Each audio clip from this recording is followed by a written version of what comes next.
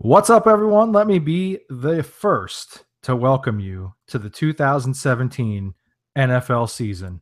We are now less than 48 hours away from the official kickoff of the season, and we're here to get you ready for week one in every phase. With the start of the season comes decision-making time. You'll have some tough lineup calls to make each and every week, but if you built a great team throughout the draft, that's kind of a problem that you're going to be welcoming in more so than anything else. So that's where we can come in to help you make the most educated choices possible. Guys, football is officially back, and I've got to know. I know we've got the Thursday night game, but Sunday, how many straight hours are you just going to stare at the TV? I build up all year like reserves in the fund. And I don't ask for things on the television very often. Now, luckily, wife and I like a lot of the same things. So, it's not like I'm suffering through too much either. But I build it up because I want to be able to sit all season. We get home from church. I put on the pregame. I'm an NFL Network guy personally. Yep. I watch it all the way through. Until I go to bed. And it was actually one of those, like, we met and I was like, listen, this is one of my deal breakers. I'm asking for like 17 days a year, really 20 if you go all the way through the Super Bowl. I'm like 20 days a year. I don't want to get up. And that was cool with her because she came from a football family too. So that was real nice. So we get home around 10:30. So they're through 12 o'clock. So we don't dive on 13 and a half hours. We don't dive a lot into marriage advice, but that should be a deal breaker for everybody. Like if she says no football, she's out. Yeah. I'm one of the few people I think that love the London games because I'll actually stay home from church that day and just from 9 o'clock in the morning until I go to sleep watch football. But I'm so excited for the NFL season to finally be here. And at the same time, I have this weird rush of emotions because I know that my season is already over as a Jets fan and we haven't even played week one yet. Yeah, 1,000 to 1 odds to win the Super Bowl by ESPN today. That'll do it for you. That'll ruin your day. So, listen, I'm totally geeked out. I took Friday off of work. Nice. All right, you got college football Saturday. Go Dogs. Oh, that's going to be a big one this week for a couple guys in this room butting heads, but Georgia and Notre Dame. And then Sunday, it's just going to be all day. I'm going right from my game at 1. I'll have Red Zone on for the late games. I'll just be like cracked out, staring at the TV, occasionally just randomly yelling something about like, clean that up to my daughter. I won't even know if she's even in the room, but it's just out of habit. Better not be in that toilet. Yeah, right. Better not be in that toilet. It's just out of habit. I'll be yelling it. And I'll go right through. And then I'm going to wake up Monday and I'll probably just watch NFL Network highlights all day. And I'll watch 2 games on Monday. So this is a great weekend. I love it. Yeah. I'm with you guys. You got to go all the way through. Yep. All right, week one is here. And the interesting thing about week one in fantasy football, it kind of gives us a little bit of a dilemma in that we really haven't seen much of anything from any of these teams through the preseason. Everything's really vanilla. We have to go off of our research. Hopefully you trust your research and projections that we've made to this point. With that said, let's take a look at a handful of the tougher matchups on paper around the league and decide who we're more confident in this week based on what we think we know.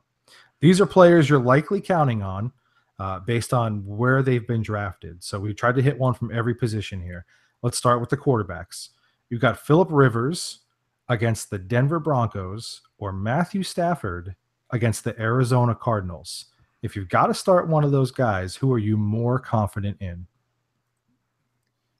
If we're talking just from a fantasy standpoint and like putting up yards and not necessarily getting the win, I'd probably go Stafford, even though I think Denver's I'd probably go Rivers, even though Denver's the better defense, just because he's got more weapons to work with, I think, than Stafford does. So like Stafford's I look at Stafford kind of like a one-man show. I know you love Golden Tate for some odd reason, South, but not to get on that debate. But I mean, football. Kind of, I guess, some. not a lot. No, but the weapons that the Chargers have as a whole might open things up for Rivers a little bit more. And I don't think that, they're a lock to win that game against that Denver D. But I mean, both corners, both sets of corners on both teams are going to be pretty good. The edge might go to Denver, but I still think I would give the edge to Phillip just because of the weapons he has around him. I actually disagree. I don't know about you guys, but I'll take Stafford in this matchup, which is unfortunate because I'm starting Rivers in one league. But here's my main reasoning. Denver's defense is really good, and Rivers has been historically average to below average against them. Last season, game 1, he went 18 for 29 for 178 and 1 score against them. And then in game 2, he went 20 for 47 for 267 and 2. But he threw 3 interceptions as well. So they were really his worst 2 games of the season. Stafford's lowest yardage game last season, he went 19 for 25 for 180, which isn't that tremendous, but he also threw 3 touchdowns to 0 interceptions. So I think it's close, but I go Stafford just because when he has bad games, they aren't nearly as bad as Rivers' bad games. The only thing I'll add is Stafford's at home in the Dome. It's not supposed to be great weather across the country this weekend for the most part. So I'd much rather have Stafford at home than Rivers on the road in Denver. So yeah, I kind of lean towards Stafford. Just I like what you guys have said. I think a big thing for me with the Chargers is that if they want to beat Denver, they're going to have to run the ball. So I think kind of by default, like Rivers is going to drop a little bit there, but Stafford is going to get all of that garbage at the end of the game that he always gets. You know what I mean? Like even if it's not a real close game, he's a fourth quarter pile on those stats kind of guy. And I think that for fantasy purposes, even against the Cardinals, I think he'll be able to do that in week 1. All right, let's talk about some wide receivers with some tough matchups here. We've got Allen Robinson against Houston or Keenan Allen against Denver. I see that little smirk. Don't say Keenan. Keenan Allen's matchup proof. He's matchup proof when it comes to defenders. Now his health is another story, obviously, but and I know it's a slightly different defense, but not really. It was a great Denver defense as a rookie. His coming out party was against Denver. He just plays well against them. I'm not quite as scared though because Rivers can play in the slot. Or I'm sorry, Allen can play in the slot, and he will. So Listen, I joke and you laugh and fine, whatever, ha, ha, ha. I love Keenan Allen, and I do believe his matchup proof. I'd start him every single week if I had him. I'm gonna go the other way just because I like to be difficult. No, but my whole thing with this is just, and I think this is a very valid point. I don't know what to expect from Houston's corners yet. AJ Bouye is gone. You know what I mean? We know that the tandem of corners in Denver is probably the best 1-2 in the league. And what we don't know is how the secondary is really going to fare for Houston. Now, granted, J.J. Watt and Jadeveon Clowney are going to make life miserable for Blake Bortles. But if he just say, what name did you just say? Blake Bortles. Okay. All right, I'm just saying. That's got to weigh in here. Rivers against, and I know I just picked Stafford. Rivers against Bortles is. No, I get it, but like how Blake Bortles has been their quarterback for 3 years, and Allen Robinson is still a pretty dang good receiver. You know what I mean? Like we joke all the time. We joke all the time that if he had a real life quarterback, that Allen Robinson would be top, probably 4 or 5 in the league. So, I don't know. If I had wings, I could fly. This is, is what it is. Yeah, I'm going to go Keenan Allen here too. So you're not alone in that. Yes. I understand that they have the better tandem of corners, but it goes back to the quarterback. I just trust Rivers that much more to make Keenan Allen relevant in this game, where I'm not going to be surprised at all if Allen Robinson comes out of this game with like 3 targets, 1 catch, 17 yards, no scores. I'm not going to be surprised at all. And the targets are going to roll in hot and heavy as long as the turf doesn't eat up Keenan Allen. So I was going to say I wouldn't be surprised if Keenan Allen leaves this game with only 1 ACL. Yeah. Ooh. It's been said. Shots fired. I don't want Rocco to be totally alone. I sided with Allen Robinson. Game 1 last year, I know I pointed the past a lot, but it often does predict the future. So Allen Robinson last year, game one went 9 for 107 and a touchdown against Houston, and that was against AJ Boye, who now plays on his team. So I have to think that Houston's cornerback play goes down a little bit. Allen Robinson's going to keep getting, and talk about that garbage time. That's A-Rob time. At Matthew Stafford time, Blake Bortles shines in garbage time, and Allen Robinson usually is a beneficiary. So I like Allen Robinson in this matchup. All right, let's get to some running back matchups that are tough this week. You know, I did write this before some depth charts kind of leaked out today, so this will be an interesting discussion. But nonetheless, it's based on where they were drafted. So we're looking at Joe Mixon against the Ravens or Marshawn Lynch against Tennessee. Where are we going here? Miles said it best today when we were talking. Marvin Lewis should be fired immediately. I said that. Jeremy Hill. That wasn't me. Oh, no, I that said was that. you, South. I'm sorry, South. Marvin Lewis should be fired immediately because Jeremy Hill should not be the number one running back on that depth chart. He just shouldn't. And if that's what they're seeing, and Joe Mixon is not better than him, then they're in a lot of trouble. So the answer is really simple here. It's got to be Marshawn Lynch, just because Lord only knows what the carries and splits are going to look like with between that three-headed monster in Cincinnati. And I say monster not as a good thing. I thought it was a good thing. I thought it was a good monster. I said Lynch as well, mostly because I think Mixon is going to get worked in slowly, and Lynch is going to be full go week one. It's not a talent thing, and it's not who's the better running back, but Lynch is going to get the workload. Yeah, probably. I'm not crazy about either matchup, mostly because I want to see how each guy's utilized before I really jump in with either one. I know not everybody's afforded that opportunity, though.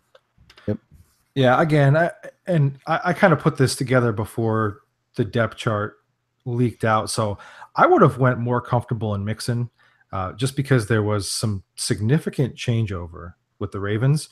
And the one thing that I highlighted not to really overlook, Tennessee was the number 2 defense versus the run last year. Mm-hmm. So a team trying to get a new running back going in their system, it's still kind of foreign to them to really want to run the ball effectively. So I don't love either one of these, but I guess based on what we heard today, I'm more confident in Marshawn Lynch.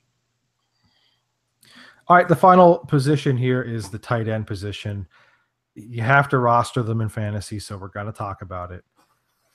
Jack Doyle against the Rams or Martellus Bennett against the Seahawks.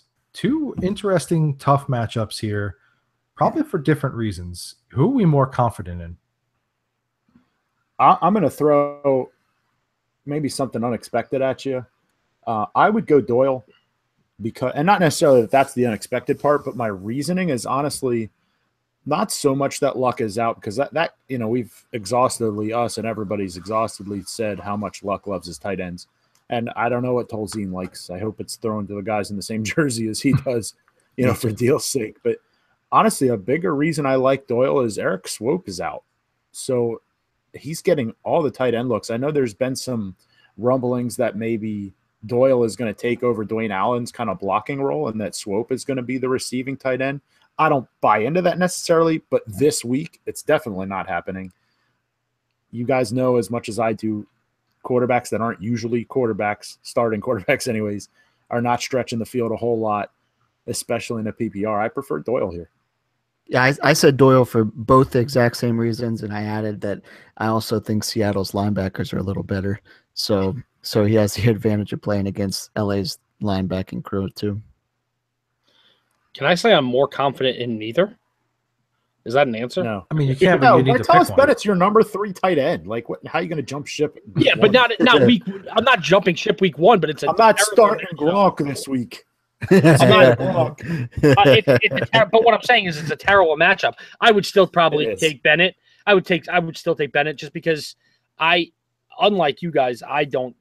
We talk about trusting the quarterback. I don't trust Scott Tolzien, and I'll get into that later. But I don't trust him. Whoa. What do you need to get into? Nobody trusts him. I'm going to say, like, of his 11 completions, like 7 of them are probably to Doyle. Yeah, I'm going to go with Bennett here because it feels like this is a situation where, you know, in this particular game, he might steal a red zone touchdown. So I just feel like he's more likely to get in the end zone based on how things are going to play out. Doyle might have, if you're in a PPR, he might have 10 catches for 77 yards, but I'm not so sure that he's going to get in the end zone. So I'm going strictly on potential for getting in the end zone here, and that's why I'll take Bennett. Is that going to be on a Hail Mary? It might be. You never know with the Packers, apparently. All right, let's take a rapid fire look at some questions here. These are all pertaining to fantasy football, and we're going to answer them just kind of quickly, just for fun here. There's some of the bigger issues and questions sort of heading into week one and coming off of the offseason combined. So the first thing I want to know is, which week one matchup do you believe will yield the most fantasy-friendly results? And we talked about this before the game. This could be one team lopsided. This could be both teams combined. But which game do you just see a ton of fantasy points coming out of? There's a couple tasty ones out there for sure. I'm going to kind of throw a surprise one at you. How about Carolina at San Francisco this week? And I mean, the obvious one is like Cam.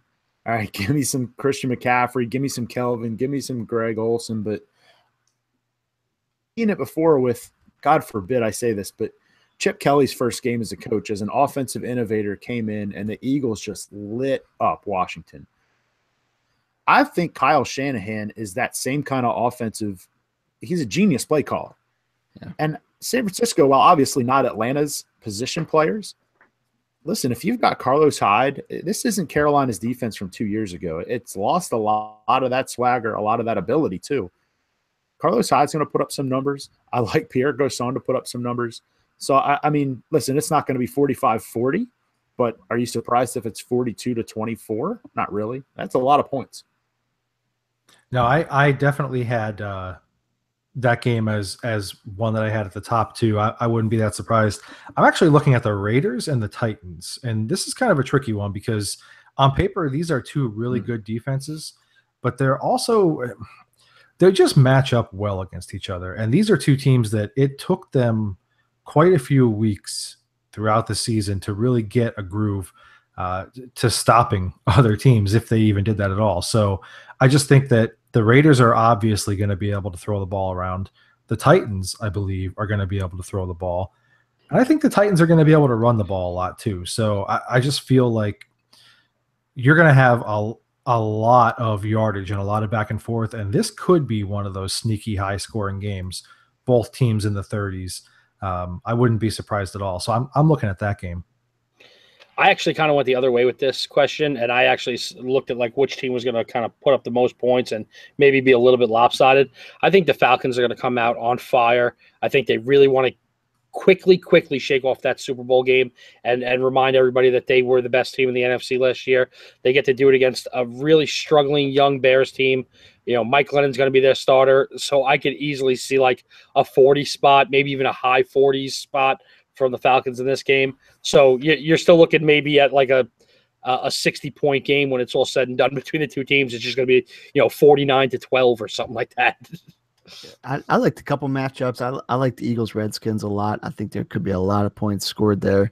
I like the Steelers and Browns. I like the Steelers to put up loads of points, and Crowell and to get some points in there too. But the one I went with, I had the Bucks and Dolphins, but they're probably not playing now. So I went Saints and Vikings on Monday night. Breeze, Michael Thomas, their running backs are all healthy. However, they decide to use them. AP is still mad at the Vikings. The Vikings, with the addition of Dalvin playing on a big stage, I like them to. I like them to put up a lot of fantasy points this week.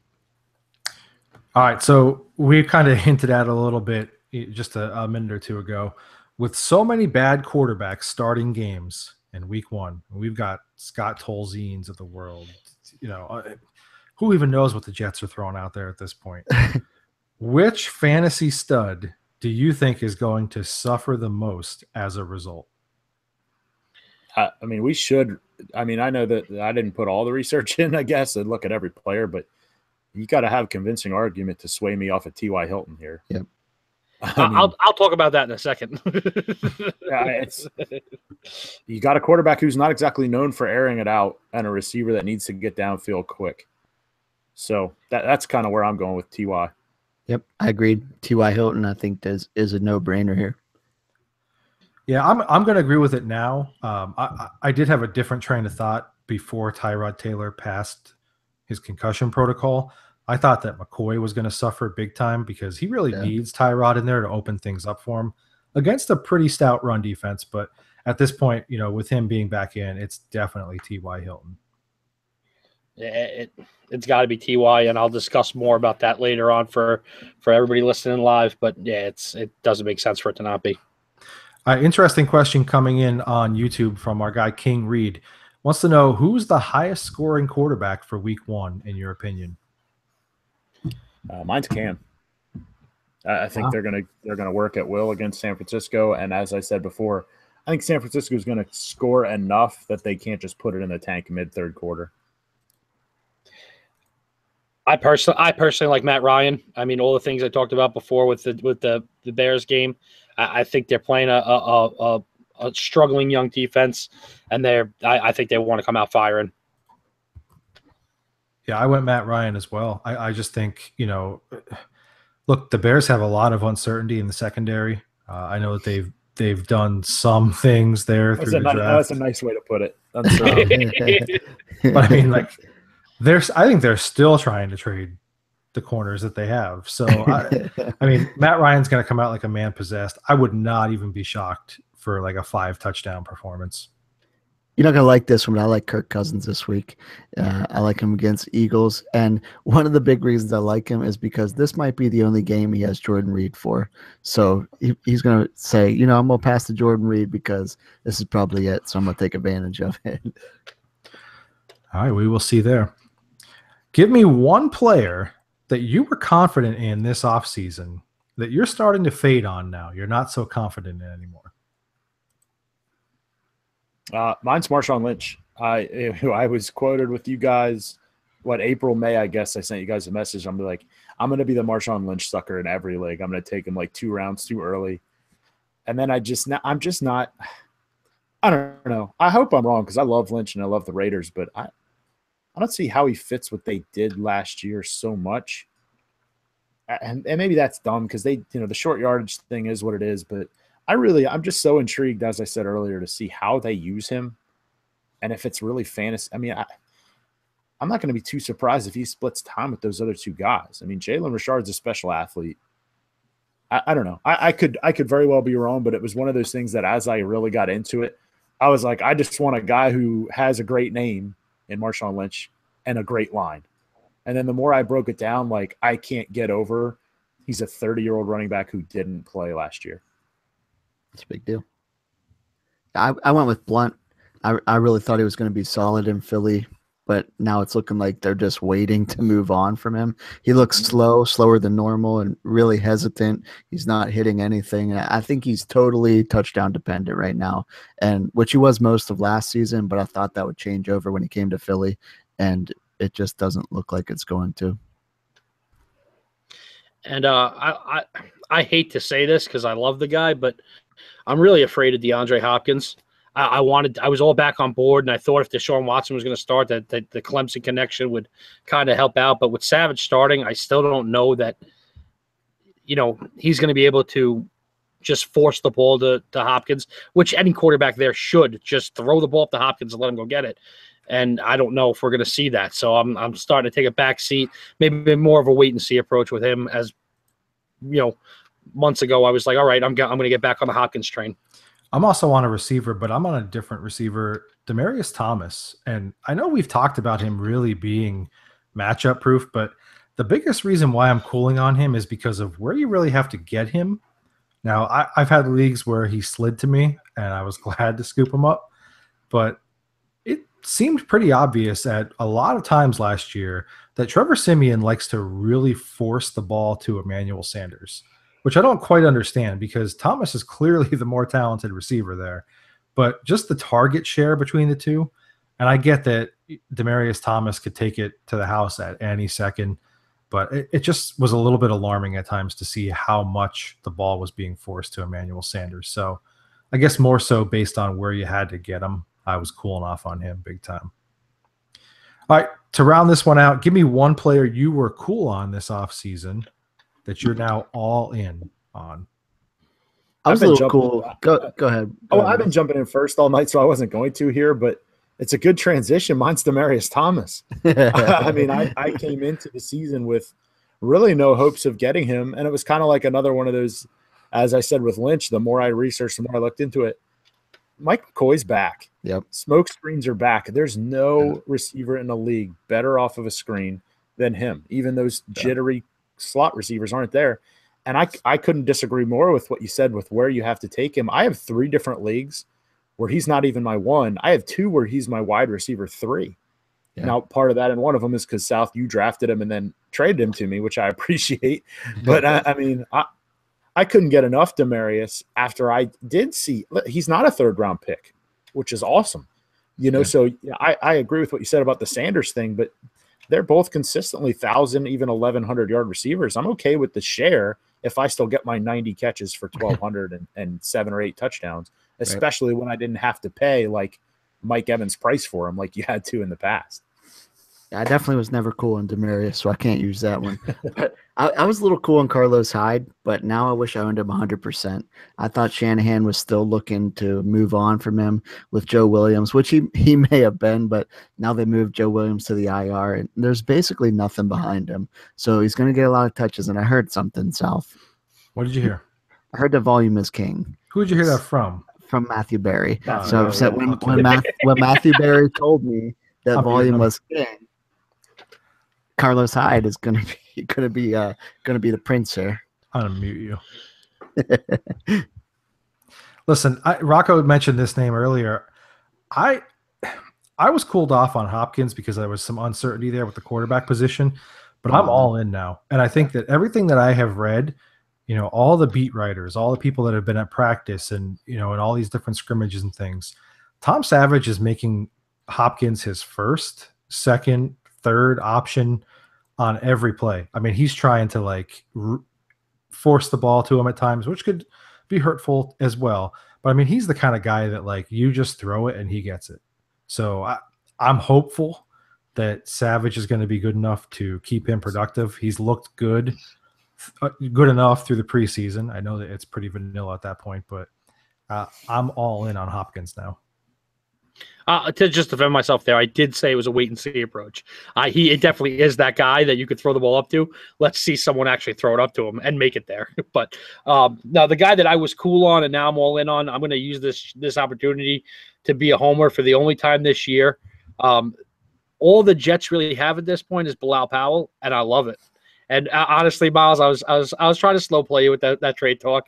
He absolutely is going to get like 65% of the Jets off. That's what I told you. And that's not a joke. Like he's going to catch 70 passes. He's going to have over 500 yards receiving, and he's going to be the majority rusher as well, like over 50%. What percent did you say? 75. If he has all those yards, that's like 95%. I said 65%, but no, but it's the only real bright spot on that team. The lack of receiving options. They went out and signed Jeremy Curley today. Woohoo! Bring back fan favorite Jeremy Curley. Yeah, you still don't have any receiving options. You know, you're starting 3 receivers that are really not 3. You know, sometimes it's good to have 3 number 2 receivers. The Jets have 3 number 4 receivers. So, you know, take that for what it's worth. So that's really being the only option there. I'm all in on Bilal. He could literally, he's the type of guy that passing and rushing, he could be like a 25 touchback. Yeah, definitely. All right, guys. Well, it's that time to take a pause for the cause here. And we're going to talk about coming up in the next couple minutes here, making some good choices. You know, you're going to have to put your lineup in. I know if you're like Miles, tomorrow is a big day for you because tomorrow is the day that everybody earns their spot in the lineup. That's right. You got to show me something during the week.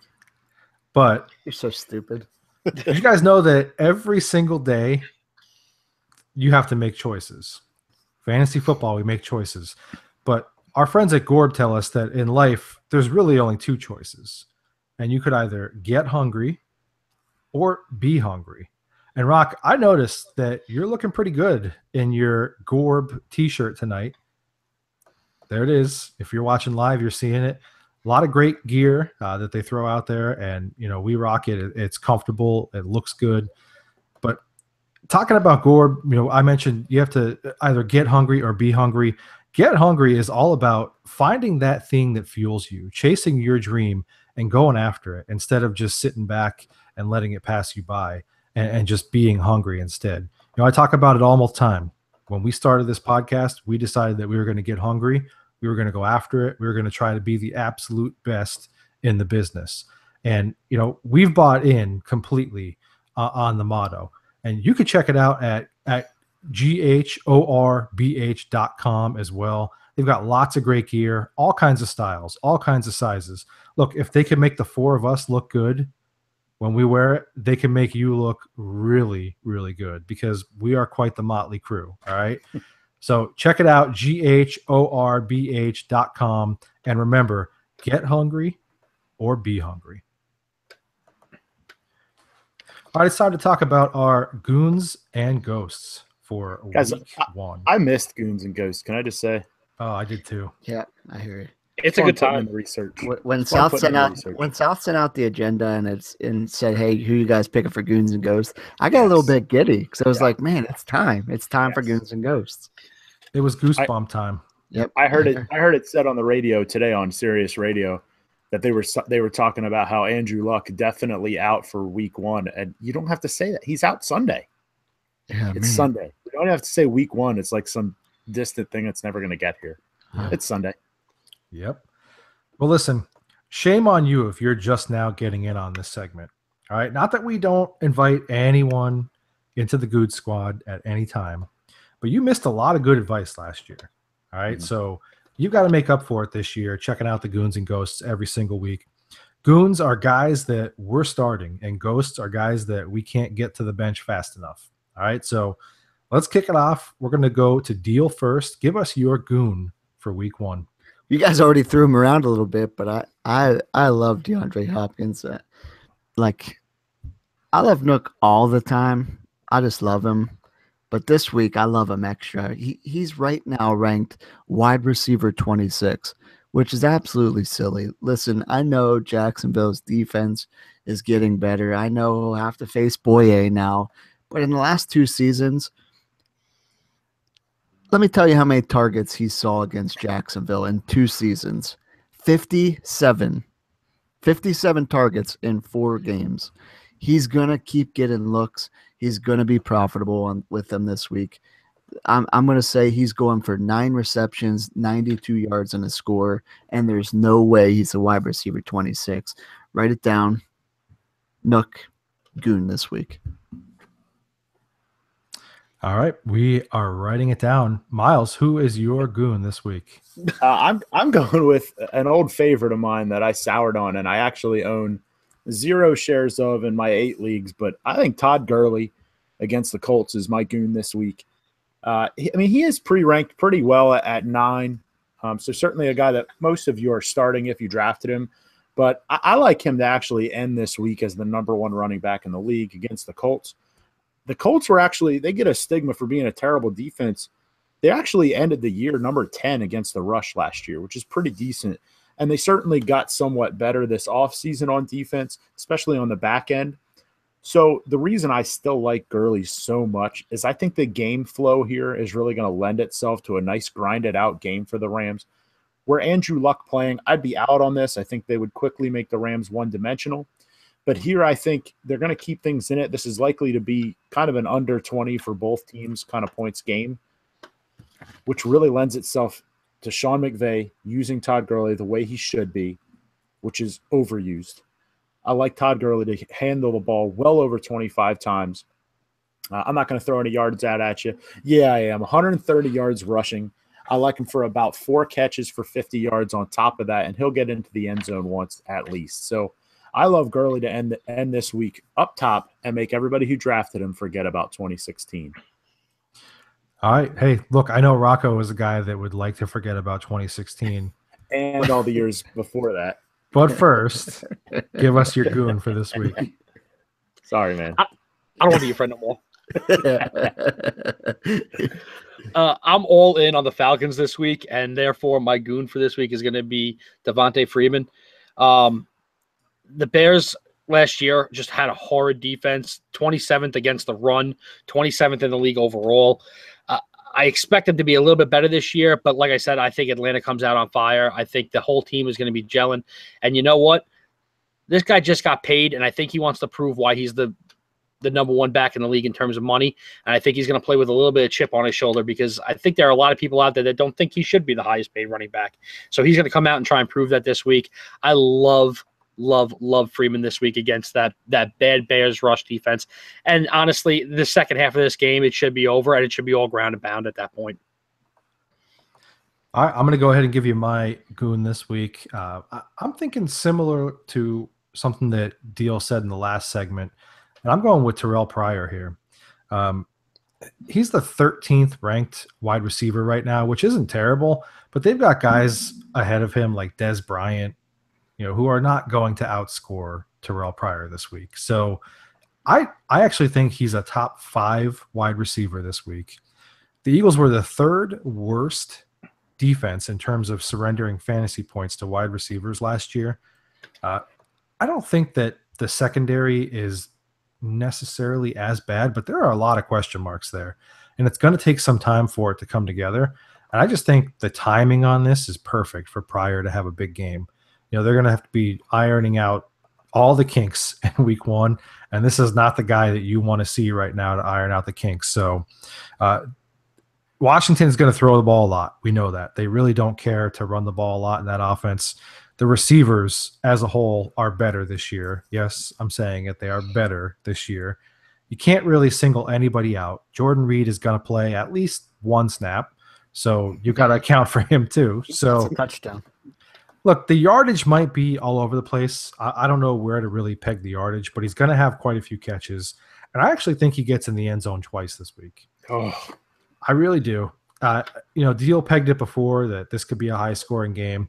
I think that he gets in the end zone twice this week. It's just a really bad first-week draw for the Eagles. So Terrell Pryor is my goon this week.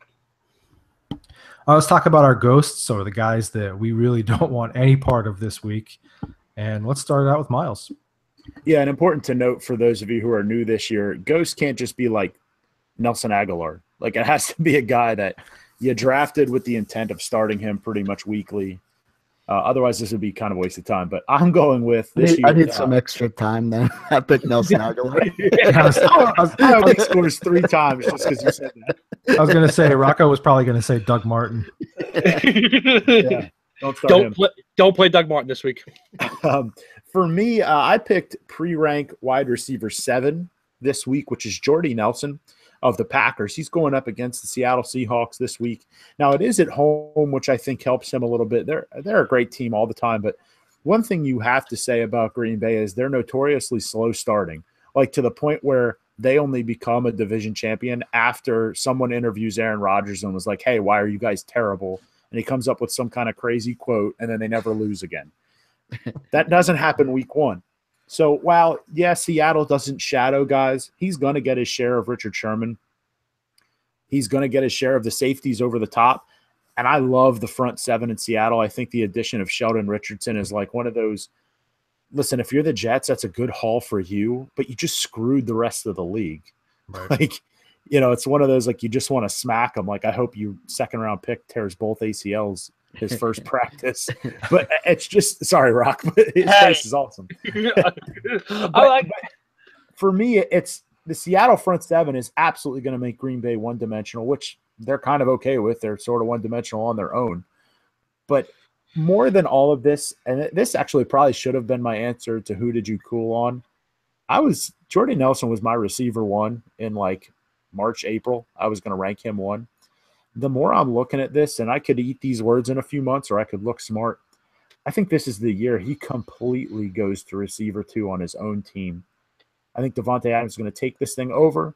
I think Adams is going to be on the other side more often because athletically he is going to be able to dominate on that side, and they're going to let Jordy kind of take Richard Sherman out of this game. I like Jordy Nelson to end this thing with about 3 catches for 45 yards. Wow. half decent ish, but certainly not what you paid up for. Now, I don't. That's not going to be his stat line all year. Don't get me wrong. I'm not saying you wasted a pick on him, but this will be the year Adams takes over, and I think it starts right here with Nelson being a little bit more of a decoy and taking Sherman out of the game. All right, Rocco, who is your ghost for this week? All right, my ghost for this week, sorry deal, is going to be T.Y. Hilton. I know we touched on this earlier, but this has absolutely nothing to do with T.Y. I love the guy. I think he's fantastic. But this has everything to do with everything else going on around T.Y. at this point. No Andrew Luck. I don't trust Tolzien as far as I could throw him, which unfortunately for Colts fans is further than he can throw a football. So it is hurtful, and I wrote it just for you, Neil. Add that to the fact that he's facing a Rams D that finished 10th against the pass last year. I look for that to be a terrible matchup, and the fact that you got to spend $8,000 or a wide receiver 6 ranking on T.Y. Hilton for this week. Absolutely not worth it, given all the other things going on around him. So unfortunately for T.Y., he's my ghost this week. The ghost is the ghost. All right, my ghost this week is a borderline starter in your standard format leagues, most likely a starter in your 2 quarterbacks and super flex leagues. That's Dak Prescott. He is, in a lot of formats, the number 12 or 13 ranked quarterback this week. This is not about my insane Cowboy hatred. This is purely about the numbers, all right? The Giants defense last year in 2 games limited Dak to 1 touchdown and 2 interceptions in 2016. We just found out a little while ago Zeke is most likely playing week 1. Initially, when I wrote this out, if he wasn't playing, they were not going to be able to run the ball even some against that Giants front based on what we saw last year. And even with him in there, I think that they're still going to have to really, really commit to it and try and plug away. And I don't know how effective it's going to be. The Giants were one of the teams that really, did a nice job against Dallas last year. 2 starts last year, he averaged a 57.4 quarterback ranking against the Giants. I don't know how familiar you are with QBR. That's not a good one. Like, not at all. All right. He completed less than 50% of his passes in those 2 games last year. For a guy who is in an offense that runs the ball first and throws high percentage passes to complete less than 50%, that's kind of insane. The Giants can eliminate Dez based on what they have in their secondary. And the other weapons really don't scare me that much. Like, Cole Beasley is not lighting it up. I'm sorry. Like, I know people love him, but he's not. So I just think Dak is going to have a struggle on his hands here. If anything, Dallas is going to try and run the ball. I look for about 230 yards passing as a tops and no scores for Dak Prescott. Get him out of your lineup this week. All right, Deal. Who is your ghost? All right, so I first I picked OBJ. He isn't healthy. It's still a chance he won't play, and there's still a chance that you won't know until game time if he's going to play when he's over riding that stupid mobile stationary bike, which is just irritating. But whatever the case may be, he's ranked wide receiver number 3 this week. Like, he should be wide receiver 3 for the season, but not this week. Last season, his best game against Dallas was 4 for 94 and a score, which is pretty solid week. But even then, he was still the wide receiver 9 that week in his best week against them. And in his 6 games against the Cowboys, he's really only had 1 good one, which he did destroy them for in week 11 of 2014, which in that game, he made a decent catch, which you might have seen a video of or something at some point. But that's not happening this week. If he plays them, I like him for a max of 6 receptions for 72 yards, no scores. And if you're deep at wide receiver, even though you might have drafted him in the top 5 of your draft, he might be worth sitting this week. So OBJ, my ghost for this week. All right, those are our goons and ghosts for week 1. Pretty good track record on those last year, so definitely something to consider when you are putting your lineups in, especially if you're Miles and you've got all empty slots and you got a lot of work to do on 8 teams tomorrow. Stupid. So Gotta get it done. Dude, all right. I hope you forget one. Let's talk about daily fantasy football. Look, daily fantasy football, if you haven't tried this yet, I mean, it's catching on big time. There's a really good chance that this is going to become just as popular as your season-long leagues. What we're doing here is we're finding some players who are good values based on what you would have to spend out of your budget. So you can save money in that area and use it maybe on a player who's a stud at another area. So we're digging and trying to find the best values based on what you're going to have to spend. It's going to give you a pretty good return and give you similar results to some of the guys at the position that are going to cost a lot more. With that in mind, Rocco, who is your daily value for this week? My daily value for this week is a homer pick because I can do that because I'm allowed. But as we just discussed before, Bilal Powell at $6,300 is a steal. That's like almost $3,000 less than your top backs are going for, which is insane. He's coming in with like a running back 26 overall ranking, depending on the format you play with. To me, this is a no-brainer. We talked about how the Jets have no receivers, so he's going to be the biggest beneficiary in check down situations. You get a half a point PPR, you get all the receiving yardage, and you're getting a guy who is splitting time with Matt Forte, which if you talk to Todd Bowles is going to be like a 50-50 split. But then once Matt Forte comes in the game and everybody watches him run for 2 yards per carry at the age of 31 years old, you're going to probably see it slide more to 60-40 or even 70-30. So it's a no-brainer for me. This will probably be the last week that we see Bilal Powell outside of the top 20, for at least a pre-ranking set. Because once the rest of the league sees how they use him this week, he's going to get bumped up. So take advantage of it in week 1 for $6,300. All right, my daily value this week. This is going to be a little controversial because we don't really know where this game stands right now. Miami and Tampa Bay, obviously, we've got the Hurricane Irma coming through for this weekend. They're talking about potentially moving this game to another site. They're talking about the possibility of not playing it until week 11.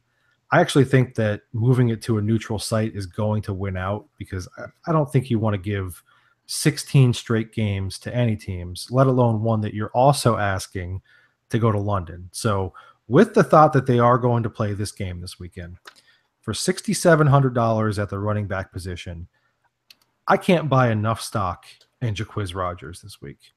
I've detailed this multiple times now on the pod. He's going to be the starter for the first 3 games while Doug Martin is out. Obviously, he's trying to keep that job and not give it back, so he's going to have a point to prove. It's a high-powered offense. At least it looks that way on paper. They want to run the ball too, though. I mean, everybody's looking at the weapons they have, but this is an offense that runs the ball too. Miami gave up 140 rush yards per game in 2016. That was 30th in the league. Yeah, that's quite a few rush yards per game. Yeah. He's $2,400 cheaper than the top options for you in a week where you probably need one of the more elite quarterbacks based on some of the trash that's going out there. I like him, honestly, for 125 total yards and a touchdown this week. I think it puts him right up there in that top 10 of running backs in daily fantasy for a measly $6,700. Deal, who do you got? So I like giving deep values here. Any of my friends will tell you I've never paid full price for anything in my entire life, so I keep that rolling here in my daily values. I like getting a discount here on Terrell Pryor at $6,200. Listen, he's $300 cheaper than a guy that in his notes say IR, knee, ACL plus MCL, which is bad news for Cam Meredith, but it's good news that he's $300 cheaper than that. So South already told you a lot of the reasons why it's worth him being the goon this week, but he's also well worth $6,200 so that you can spend elsewhere on your daily teams. He's the 30th wide receiver as far as cost goes on FanDuel this week, and you're going to make an exponential payout on a 30th ranked wide receiver going up against the Eagles in what should be a high-scoring affair. I think Pryor is a lot more like Deshaun Jackson than he is Pierre Garçon, except that he's a better receiver than Deshaun Jackson. So last year against Philly, Deshaun Jackson, in one game he had 3 receptions for 102 and a touchdown. I like him to have typical Djax yardage there for 102, but there's no way he only has 3 receptions. I like Pryor there, and he's going to have 9 receptions, 106 yards, and a touchdown. Or if you listen to South, he's going to have 2 touchdowns. I'll give you the yardage. South is giving you the touchdowns, and it's going to look nice for you paired with some other more expensive guys. All right. Either way, we're telling you to buy in there. Absolutely. Miles, who do you have as your daily value? Yeah, I'm going to wrap this up. And where else are you getting 2 Jets for the price of 0? Wow. We're going to hook you up with another Jet here. I'm going with Robbie Anderson, wide receiver for the Jets, $5,200. When I was making my initial lineup for this week, I was like, man, I really like what I've got going on. I had 1 spot left. I had $5,300 to spend. And I'm like, God, what am I getting? What dreck am I getting into down here?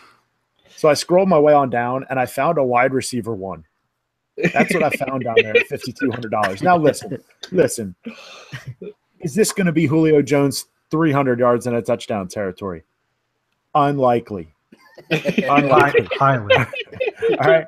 But what I will say is this is Tank Bowl 1.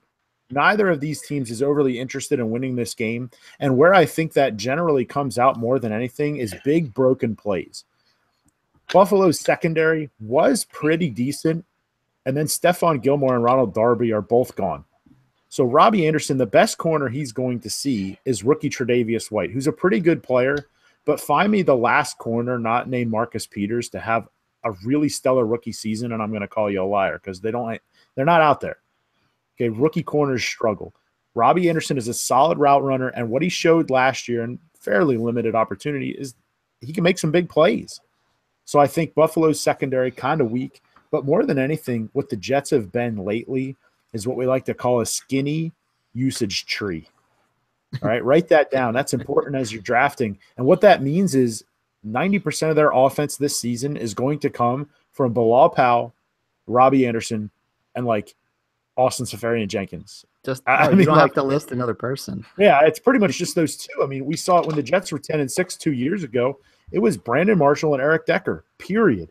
And while, yeah, the names have changed and obviously the talent levels changed a little bit, I don't see why that philosophy changes. So it's kind of that situation where, listen, they're going to throw – it's an NFL game. Like, they're going to throw the ball 30 times. He's going to catch 7-8 balls. Like, ignore the fact that his name's Robbie Anderson and look at the fact that you've got a wide receiver 1 for $5,200 down there in Nelson Aguilar territory.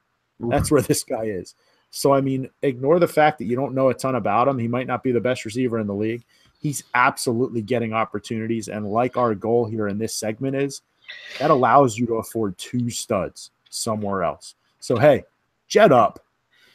You know what, Miles? You know what? You got me pumped for week 1. Let's do this. Stack those Jets, Bilal and Robbie. And then you can pick any other 7 players in FanDuel. Any other 7 you want. That's it. Oh, we got to quickly get off this conversation. All right, Miles. I am pumped right now. Miles, I'm going to throw it back to you because you had a question you wanted to throw out to the group here. Yeah, I got one surprise question. This is not on the agenda, so hopefully you guys can get a quick answer. We don't have people just sitting there waiting for you to answer. As I look through the week 1 schedule, okay, every football fan has spent the last how many months talking about what's going to happen this year. And the beautiful thing about football is we don't know. We have no idea. So come Monday morning, or if you want to go to Tuesday morning, if you want to pick a Monday night game, what team are we talking about that had the biggest surprise upset? What team won a game they had no business winning? And we're wondering, is this the year such and such team turns it around and surprises in the playoffs? Wow.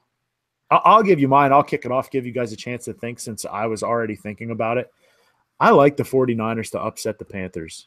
They're home. The place is going to be jumping. I've already talked about I really like Shanahan and the play calling. They've got enough talent to get it done. I do stick to what I said before. The Panthers are going to put up points. I think the Niners might match them and take care of business. Am I going to pick it? No, I'm not. I'm not. But of all these underdogs, I can see San Francisco taking care of business when Carolina's got to go across the country and play them in the Bay Area. So I'm taking San Francisco as a team we could be talking about. I'll give you mine. I'm not sure we're going to be talking about them, but at least people are going to give us some respect and say, hey, maybe you guys were right on this. I won't be shocked at all if the Browns beat the Steelers this week. It's what the Browns do. They come into these big games against the Steelers when they have no business winning it. Bell hasn't practiced really, and it's in Ohio. And even though Ben plays better in Ohio than other places on the road, he's still on the road. They have Martavis Bryant, but he's still playing on the road. And the Browns could be the team this year that surprised some people, and that could start with the Steelers week 1. Ben on the road and a rusty Bell. I was going to pick the Browns also. Ben on the road and a rusty Bell in the Rust Belt. Wow. With a rust-colored team. That's not who I'm going with. I'm actually I just wanted to throw that in there. I'm actually going to say fins up. I would not be surprised if the Dolphins play a clock control game here and keep Jameis Winston off the field, riding like all of the emotion of everything that's going to be happening this weekend, all of the uncertainty. Like, how many times do we see teams that when this kind of situation bubbles up where, you know, something personal is coming up and we think like, yeah, oh man, this is just going to be terrible. Like, it motivates them. It drives them. And I would not be shocked at all if they knock off the Bucks and we're actually asking ourselves like, hey, Jay Cutler looked like a pretty decent game manager. Like, can he sustain this?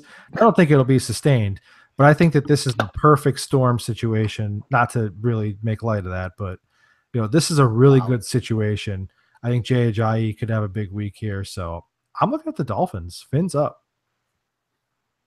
Rock, you don't got to get salty, brother. I took my headphones off, so I didn't have to listen to that anymore. You don't have to get salty. I can't make you be right. So, can I take one more dig at the Jets before we go off the air? No, we're out of time. Actually, no. The Jets are gonna beat the Bills this week, proving that they can't even lose correctly. All right. Well, listen, that's it for the week 1 preview edition of the podcast.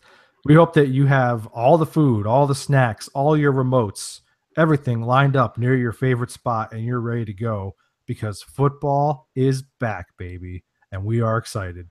Thanks to everyone for checking in on YouTube. Make sure you subscribe and leave us comments there. We're going to be answering some start and sit questions all season long for you, and we're going to do our best to try and go live on Sunday mornings and provide some updates and give some lineup advice and some feedback to you guys as you're asking questions throughout this season. Keep up with us on social media as well, facebook.com/footballgoons, and on the Twitter, we are at footballgoons. You're going to want to be paying attention to what's going on there because just kind of a little sneak preview here. We've got a really, really big giveaway coming up very soon. You are absolutely going to want to win this giveaway. You can find all of the dozens of places to listen to the podcast at footballgoons.com as well as all of our sponsors. We'll catch you next time.